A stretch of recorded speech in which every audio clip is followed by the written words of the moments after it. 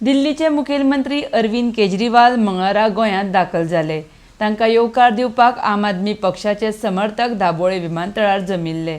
येवपी विधानसभा वेंचणुकेच्या तयारेचो आढावो घेवपाक आनी कार्यकर्त्यांक संबोधीत करपाक केजरीवाल हे गोंयांत 2 दिसांच्या दौऱ्यार आयल्यात। आरडी एक्सक्यू खातीर दाबोळेच्यान प्रसाद नायक।